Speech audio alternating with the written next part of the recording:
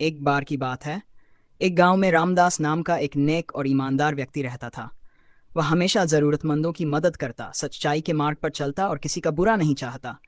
लेकिन फिर भी उसके जीवन में दुखों की भरमार थी। दूसरी ओर उसी गांव में रघुनाथ नाम का एक धूर्त और लालची व्यक्ति था, जो दूसरों को धोखा देकर छल कपट करके धन कमाता था। आश्चर्य की बात यह थी कि रघुनाथ का जीवन ऐशो आराम से भरा था, जबकि रामदास कठिनाइयों से घिरा रहता था। रामदास के मन में यह सवाल बार बार उठता, मैं सारा जीवन अच्छे कर्म करता हूँ, फिर भी मुझे दुख क्यों मिलता है? और रघुनाथ जैसा पापी व्यक्ति सुखी क्यों है? अपनी इस दुविधा को सुलझाने के लिए वह गांव के एक ज्ञानी संत के पास गया और अपनी पीड़ा व्यक्त की। संत मुस्कुराए और बोले, बेटा, मैं तुम्हें इस प्रश्न का उत्तर एक कहानी से दूंगा। संत ने समझाया, एक राजा था जो न्यायप्रिय था, लेकिन उसके राज्य में एक अपराधी था जिसने बहुत सारे पाप किए थे। राजा ने सोचा कि उसे तुरंत कड़ी सजा देनी चाहिए, लेकिन तभी मंत्री ने कहा, महाराज, उसे थोड़ा समय और दे दीजिए, हो सकता है वह अपनी गलतियों को सुधार ले। राजा ने मान लिया और अपराधी को कुछ समय और दिया। दूसरी ओर एक सैनिक था जिसने हमेशा ईमानदारी से राजधर्म निभाया। एक दिन युद्ध में वह घायल हो गया और उसकी मृत्यु हो गई।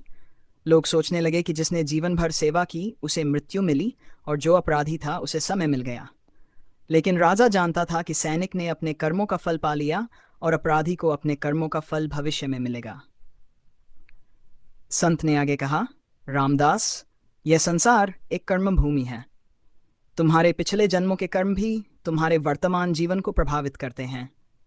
अच्छे लोगों को कभी कभी अपने पिछले जन्म के कर्मों का फल भुगतना पड़ता है, जबकि बुरे लोग अपने अच्छे कर्मों का बचा हुआ फल भोग रहे होते हैं। लेकिन न्याय का चक्र कभी रुकता नहीं। जब समय आएगा तो पापी को भी अपने कर्मों का दंड मिलेगा और सच्चे व्यक्ति को उसका उचित फल मिलेगा। रामदास को अब समझ आ गया कि ईश्वर का न्याय तुरंत नहीं होता, लेकिन अवश्य होता है। उसने धैर्य रखा और अपने कर्मों में विश्वास बनाए रखा। समय बीता, रघुनाथ के पाप बढ़ते गए और अंत में उसे एक बड़ी विपत्ति ने घेर लिया। दूसरी ओर रामदास की ईमानदारी और अच्छाई ने उसे सम्मान और समृद्धि दिलाई।